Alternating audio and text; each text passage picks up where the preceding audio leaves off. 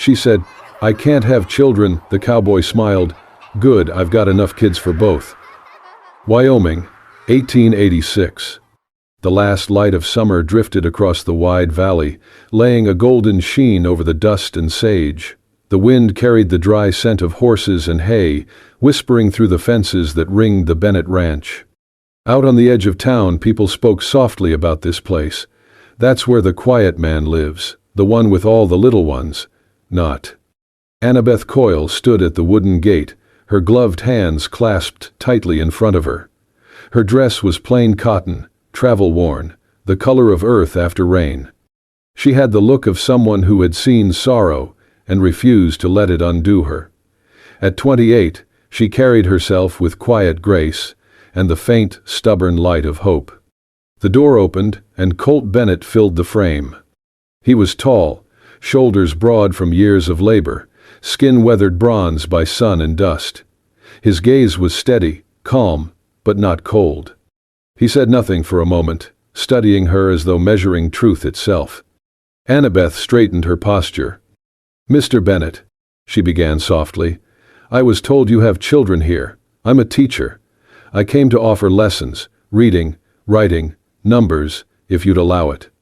Colt leaned one shoulder against the doorframe. His tone was even. "You ever had children of your own?" The question caught her breath short. The truth pressed like a stone behind her ribs.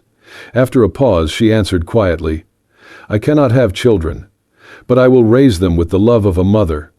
For a long moment, there was no sound but the creak of wood and the wind outside. Then, Colt's expression shifted. Something softened. He gave a small, wry smile that wasn't pity, only plain acceptance. "Good," he said at last. "I've got enough kids for both." He stepped aside and motioned her to follow. They crossed the yard toward the corrals, sunlight flaring off the tin roof of the barn. "Eli," he called. A boy of about 10 turned, sturdy and sharp-eyed. Beside him, a smaller boy, Finn, maybe 5 or 6, tried to copy his brother's stance, nearly tripping over his own boots. Two girls played near a bucket, Nora, a gentle-faced child of 7, and tiny Lottie, just 3, clutching a wooden doll with missing buttons for eyes. The children stopped their play and stared at Annabeth with the open curiosity of those not yet taught to hide it. Then, as if satisfied, they returned to their laughter and their dust-covered games. Colt watched them for a moment, pride tucked quietly beneath his calm. "You can teach them in the parlor," he said. "The oldest is headstrong. The youngest, she walks in her sleep sometimes." Annabeth smiled faintly. "They're beautiful," she said, meaning it. Then, hesitantly, "They're all yours." Colt's gaze followed the children. His reply came low, almost thoughtful. "Enough to call them my own." She nodded, accepting it as truth. There was a tenderness in the way he looked at them that needed no further explanation. When the day waned, Colt showed her to a small room beside the kitchen. The walls were plain wood, the bed narrow but clean. A lamp flickered weakly on the table, and beside it hung a half-finished knitted shawl, soft, child-sized, still waiting for the next row of stitches. Annabeth set her satchel down, fingers brushing the yarn. She could almost feel the warmth of small hands that once touched it. She stepped out to the porch for air. The world had turned lavender with dusk. Across the yard, she saw Colt carrying little Lottie in his arms. He moved with surprising gentleness, setting the child in a cot near the barn window. He pulled the blanket to her chin, brushed her hair aside, and stood there a moment longer than he needed to. Annabeth watched, the fading light catching the shine of his hair. Her voice came in a whisper only the wind could keep. "If there's a father like that, no child would ever have to wonder who they are." And as night drew its calm veil over the land, something quiet but certain stirred in her chest. For the first time in years, she felt the faint pulse of belonging, not because she could give life, but because, perhaps here, she could give love, and be allowed to stay. The first morning at Bennett Ranch began with silence. Annabeth rose early, the sky still pale above the ridgelines. A kettle already hissed on the stove, and beside it, Someone had left a bottle of warmed milk wrapped in cloth. No note, no explanation, just thoughtfulness made visible. The children eyed her at breakfast, curious but cautious. They whispered to each other, and when she tried to join, they scattered like quail. But their eyes followed her, wide and waiting. She did not push. She watched where they played, how they moved. By noon, she had smoothed out a space in the dirt with a stick, drawing letters and shapes. She hummed old tunes while showing them how C curled like a cat's tail, how S slithered like a snake. By the second afternoon, they started sitting nearby. By the third, they were tracing letters with their own fingers. Colt never commented, but he passed through the parlor each day, nodding once when he saw them sitting still. He was not a man of smiles, but there was something gentler in the way he moved when they were near. Lottie, the smallest, had a habit of wandering at night. Twice, Annabeth found her standing at the foot of the stairs, eyes half closed, lips murmuring a song no one had taught her. Each time, Annabeth lifted her gently, carried her back, and settled her beneath the blankets. She never woke fully. One night, Annabeth sat beside her cot and sang an old lullaby from her childhood. Lottie's hand curled around her finger like a promise. The moment stayed with her longer than sleep. On the fourth morning, as sunlight spilled into the kitchen, Finn wandered in with one boot on backwards and a shirt buttoned wrong. He gave her a lopsided grin. She helped him fix the buttons, then let him show her the new word he had spelled with pebbles near the well. Tree. She clapped. He beamed. The house breathed differently with her in it. She learned to read their rhythms, how Nora twirled her braid when nervous, how Eli lingered at the edge of every conversation like a shadow waiting to speak, how they looked to Colt when unsure, and how he answered more with nods than words. One afternoon she found herself scrubbing tin plates by the pump. The children were down by the stream, skipping rocks. She turned toward the porch and stopped. Colt was sitting near the door with a needle in hand, his fingers thick and clumsy over a torn sleeve. The shirt belonged to Finn. She recognized the green checked pattern. He pricked his thumb, muttered, then tried again. She said nothing, just watched. He looked up once, caught her eyes, then glanced down again. "He likes this one," he murmured. She nodded. "It suits him." He did not smile, but he kept sewing. Later that night, after the children had gone to bed, Annabeth stepped outside to clear her head. The moon hung low, soft over the hills. She heard Colt's boots behind her. "You're good with them," he said. She looked out toward the barn. "They make it easy." He folded his arms. "Not always." Annabeth glanced back toward the house, where 4 small lives slept safely. She whispered, "No, not always, but worth it." He nodded once. That was all. Inside, the fire crackled low, and the shawl by her bed waited, still unfinished. But the house no longer felt like a stranger's. It felt lived in, and, slowly, it began to feel like hers too. Wyoming, late summer. The air was thick with heat and the smell of horses. The children played near the west fence, laughter, clattering boots, the rustle of dry grass. Annabeth was sorting books by the parlor window when a sharp cry sliced through the quiet. "Colt!" She rushed outside. Nora lay at the foot of the paddock fence, clutching her arm, her face pale with pain. Colt was already there, his voice frantic and unfamiliar. "I told her, God, don't move, Nora, don't move." She dropped to her knees beside them. "Let me see." The girl's arm was bent wrong, bone or joint, she didn't know yet, but Nora was trembling, biting her lip hard enough to draw blood. Colt's hands hovered in the air. For once the man who always seemed unshakable was visibly shaken. "I didn't, she was just climbing, she... Help me find 2 straight pieces of wood, quick." He scrambled back, ripping a fence slat in 2. His movements were wild, breath coming sharp. Annabeth tore her own apron into strips, placed the makeshift splint gently along the break. "It's going to hurt, baby," she whispered to Nora. "But you're brave, I know that." The girl nodded through her tears. Annabeth tied the splint tight and even, wiped Nora's forehead with her sleeve, and looked up. Colt had fallen silent, kneeling across from her. His eyes didn't leave Nora, but they were full of something else too: grief, guilt, awe. "I've never seen someone who's not a mother," he said, voice low. "Be so much like one." She looked at him but said nothing. Nora whimpered. Annabeth kissed her brow. "The worst part's over. Let's get you inside, sweetheart." Colt carried her, cradled in his arms like something precious and breakable. Annabeth followed, gathering the strips of cloth and what was left of her composure. They laid Nora in the spare bed. Annabeth cooled her with a damp cloth, made a tonic for the pain, stroked her hair until sleep took over. Colt stood in the doorway the whole time, silent, still. Later that night, long after the children had gone quiet, Annabeth sat alone in her room.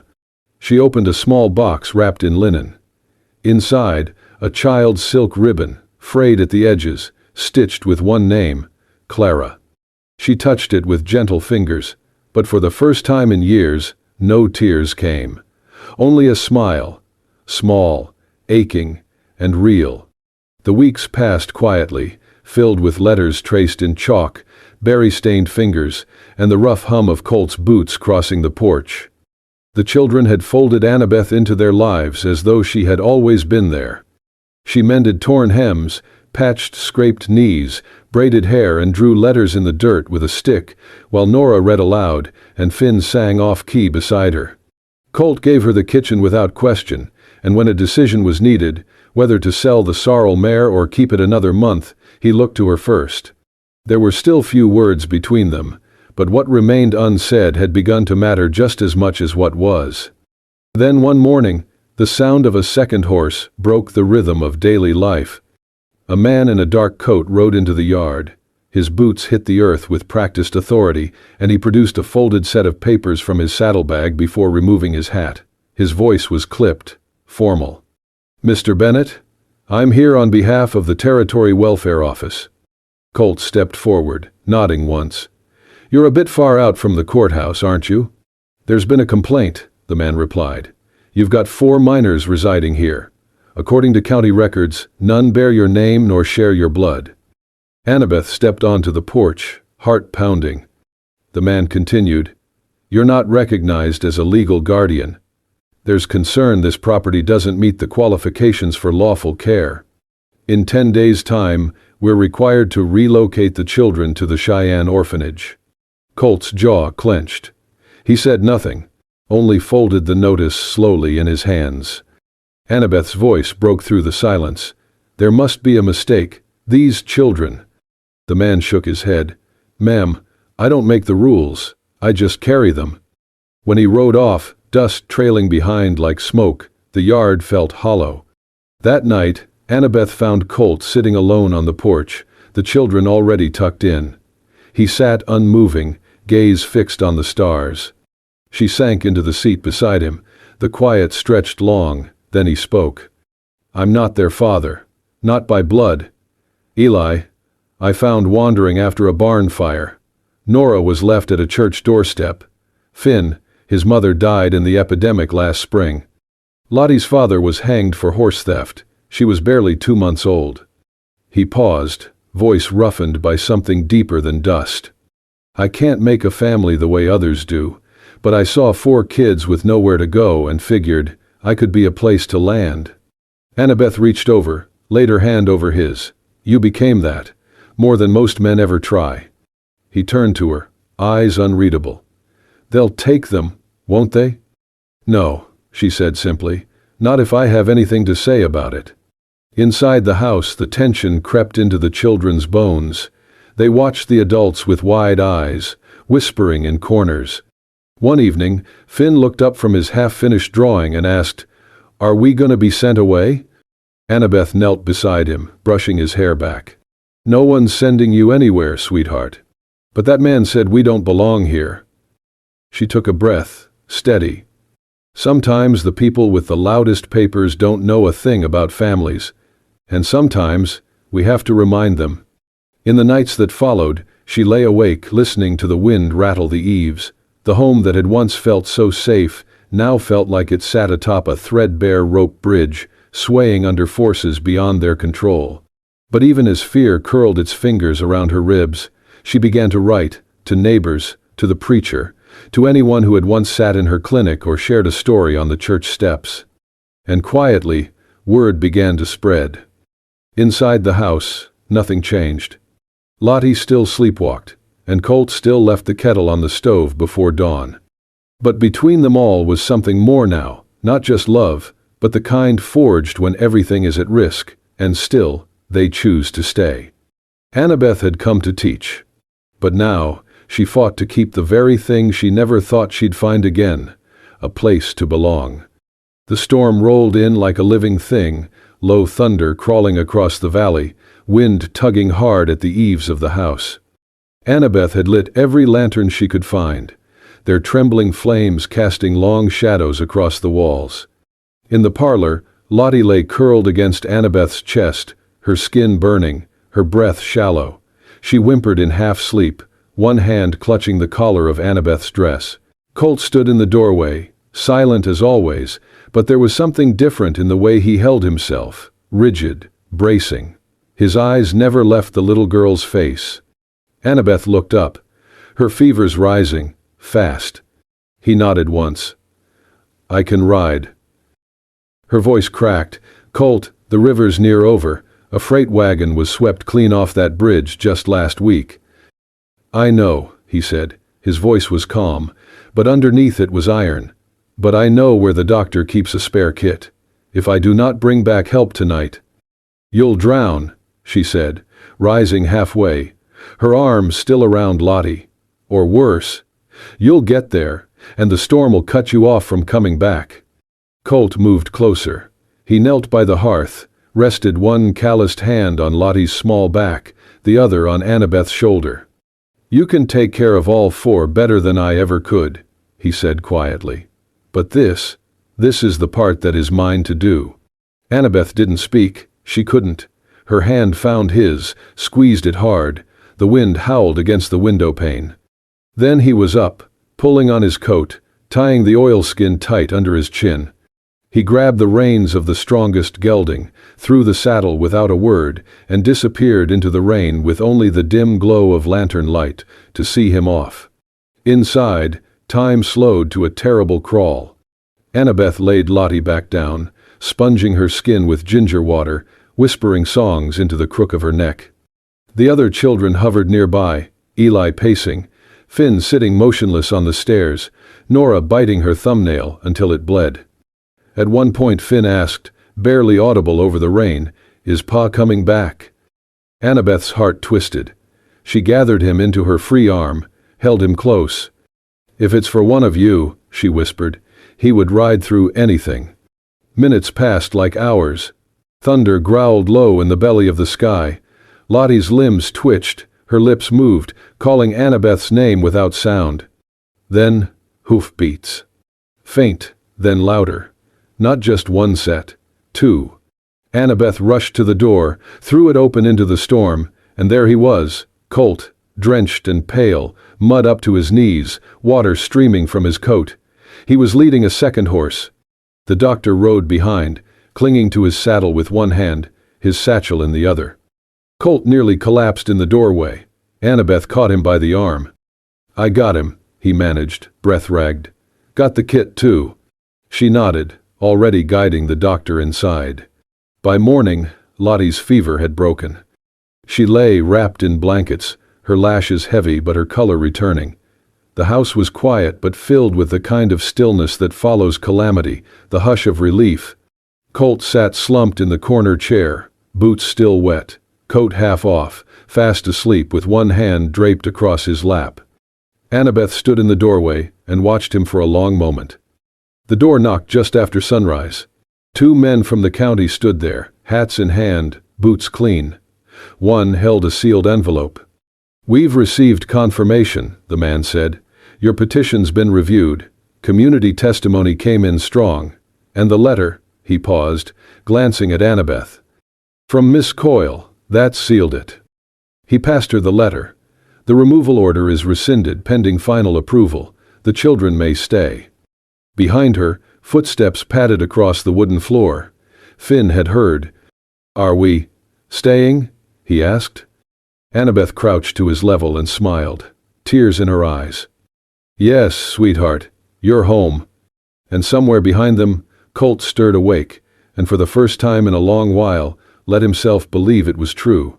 The storm had passed, but its echo lingered, in the creak of the porch floorboards, in the way the wind now felt gentler, kinder. A week later, the letter arrived. It came sealed in an official envelope with the county stamp, the kind of letter that used to bring fear. This time, Colt opened it with steady fingers, but as he read, his hands began to tremble. "They approved it," he murmured, barely above a whisper. "It's done." Annabeth stepped closer. "What does it say exactly?" He handed it to her, but she only glanced down once before her eyes filled. "Legal guardianship confirmed," she read softly. "Colt Bennett, sole provider and protector. Annabeth Coyle, co-caretaker, responsible for education and well-being." The children were already crowding around, sensing something important. Annabeth knelt, pulled them close one by one. "You're staying," she said gently. "No more questions. No more goodbyes. We're a family now." They didn't understand all the words, but they understood the tears in her eyes, and the way Colt stood nearby, one hand resting on Eli's shoulder. That night, they cried not from fear, but from the overwhelming relief of being wanted. In the kitchen, where a batch of cornbread had burned slightly at the edges, where the lamplight flickered soft against the old stone walls, something settled. Not just peace, belonging. Days passed quieter, lighter. Colt and Annabeth moved through the house, like two people finally allowed to exhale. He started asking her things, small things at first. "You think we ought to move the crib into the other room? Should we teach Finn his letters first, or numbers?" She answered with a smile, a nod, sometimes a touch on his arm. One night, she invited him to sit at the table.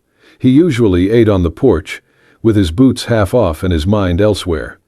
But this time he stayed. They ate stew and flatbread. She told a story that made Nora laugh so hard she snorted. Colt looked up, surprised by the sound, then chuckled himself, low and genuine. Later, as he rose to leave, she reached up to fix the collar of his shirt. Her fingers brushed the edge of his jaw, rough with stubble, warm with sun. They froze in that moment. Neither spoke. Neither moved, too quickly. One morning, she didn't come down. Colt stood in the kitchen, glancing at the cold stove, the empty kettle. He found her still in bed, exhausted, cheeks flushed, not with fever, but simple weariness. So he tried. He burned the toast, overcooked the eggs, the coffee came out black as night and twice as bitter, but he set it all on the table with care. And beside it, a folded note in his square handwriting. "Everything you do for them, today, let me do for you." When she came downstairs and found it, she didn't speak. Just pressed the note to her chest and closed her eyes for a moment longer than necessary. That night, Annabeth rocked Lottie beside the fire, her small hand resting on the child's curls. Colt stood nearby, silent, watching. "I'm not much for big words," he said after a while, eyes on the flames.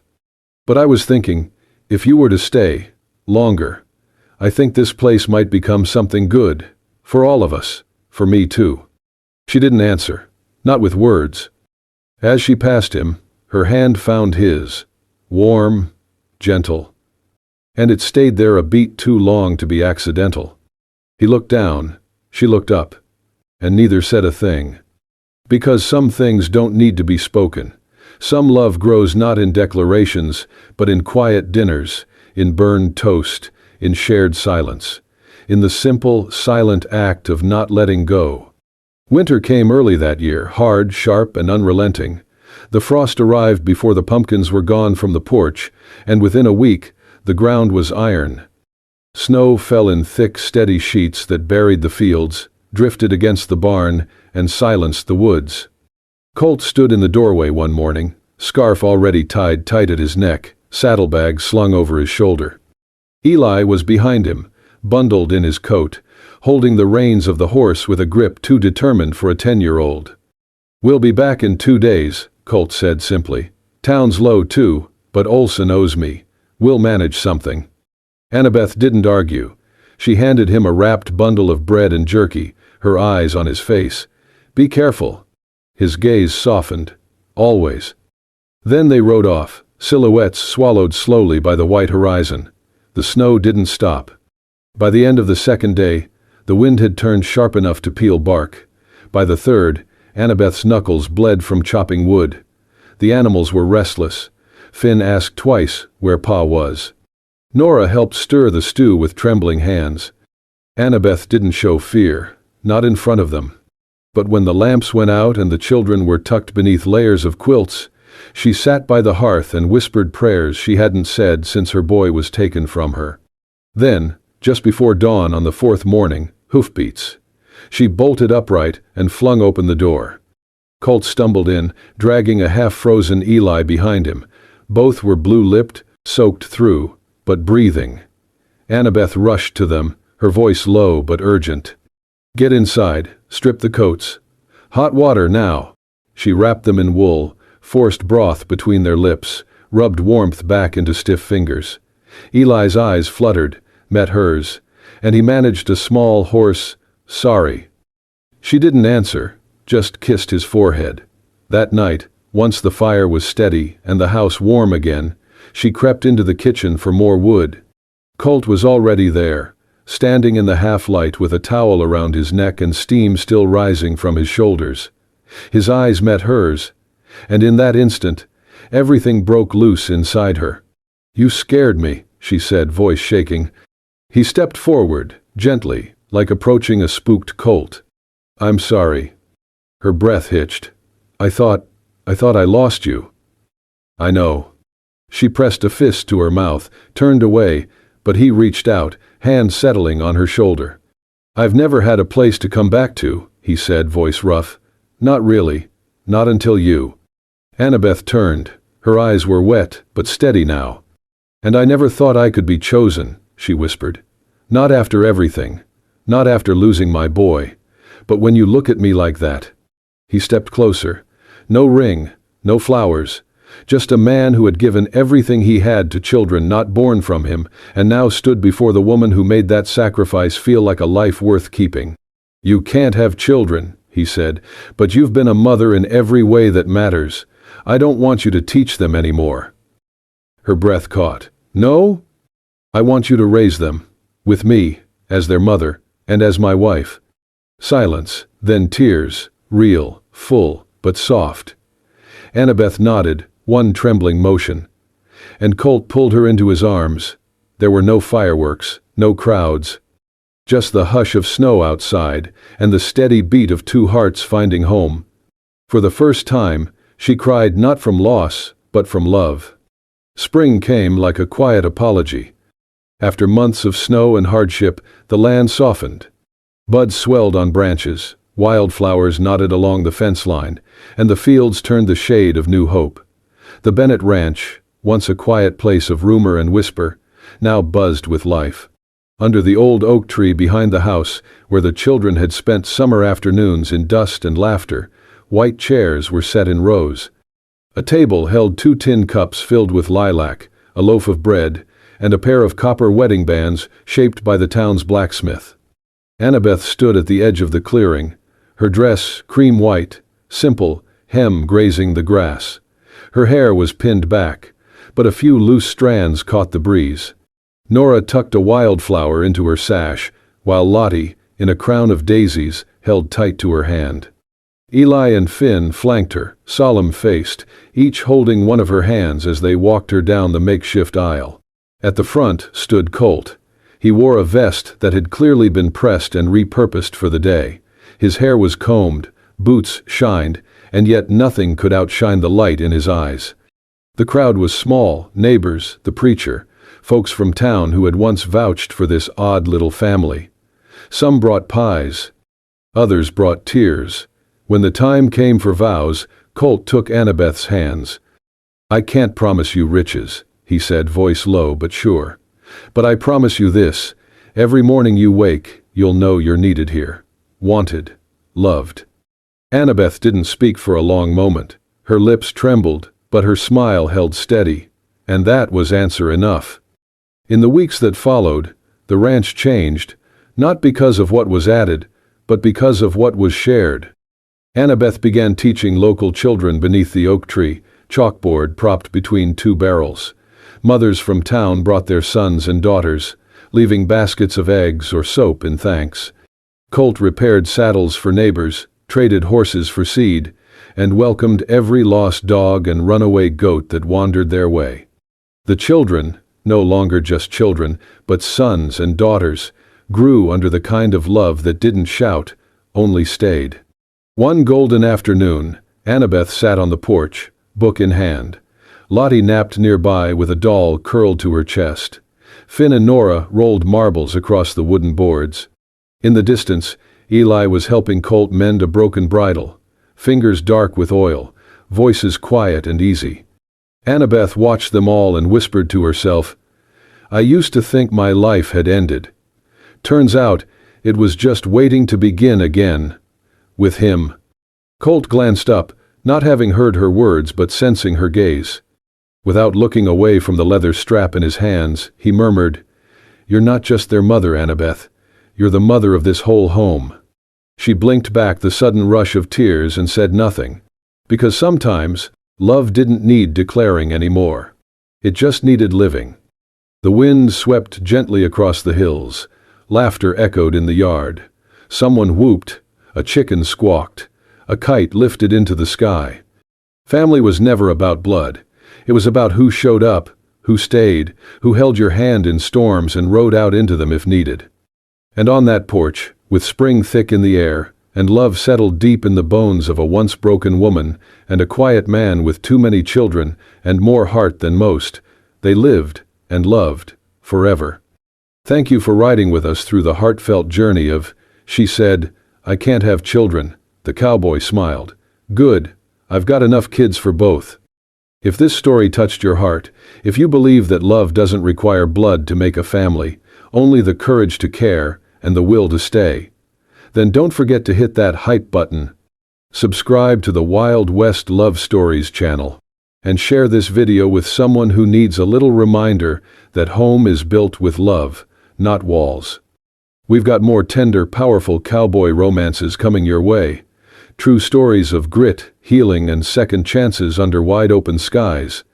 Until then, ride gently, love deeply, and remember, sometimes the wildest frontiers are the ones inside the heart.